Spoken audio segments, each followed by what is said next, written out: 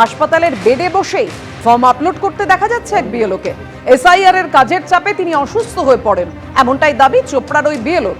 চোপড়ায় জাগির বস্তি এলাকার 188 নম্বর বুথের বিএলও মুস্তাফা কামাল, তিনি ঠিক কি অভিযোগ করছেন, কেন হাসপাতালে ভর্তি হয়েছেন, কথা বলবো। আমাদের সঙ্গে রয়েছেন আমাদের প্রতিনিধি সুদীপ চক্রবর্তী। জানাও সুদীপ।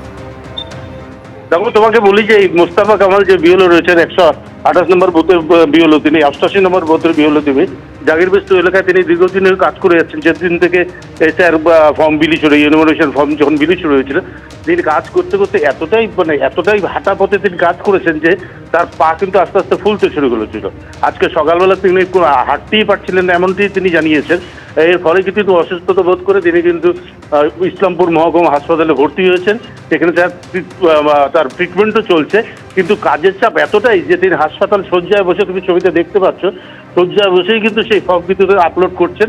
এবং তিনি কিন্তু এটাও জানিয়েছেন যে যতক্ষণ তিনি কাজ পারবেন এই কাজটা চালিয়ে যাবেন।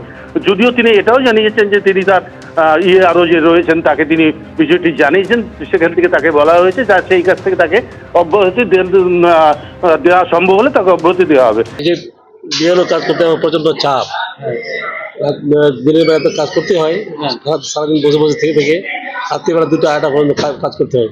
এ নিয়ে মোটামুটি নভেম্বর মাসের 1 তারিখ থেকে শুরু করে আজ অবধি রাত 2টা-3টা পর্যন্ত কাজ করতে হয়। এ নিয়ে মানসিক কিছু চাপ পড়ে গেছে, আর সারাদিন বসে থেকে পাগুলো ফুলে যায় আর কি। এ নিয়ে আমি কাল থেকে আমি হাঁটাচলা করতে পারি না। আজ সকালে আমি এডমিট হলাম এখানে, ভিডিও অফিসে খবর দিলাম আর কি, ছবি পাঠিয়েছি যে আমি এডমিট। ওখানকার ইয়ারোকে জানিয়েছি, উনি বলেন ঠিক আছে, আপনি সুস্থ হন, আপনার যে বাকি যেটা কাজ সেটা কাজ আমি সুপারভাইজারের মাধ্যমে আমি কাজটাকে আগে নিয়ে যাব। আমার কাজটাই বলছে আমাকে করতে হবে, এমন চাপ দিয়েছে আমাদের উপরে। কাজ বলছে যে 25 তারিখের মধ্যে, 26 তারিখের মধ্যে জমা দেন, সম্ভব না।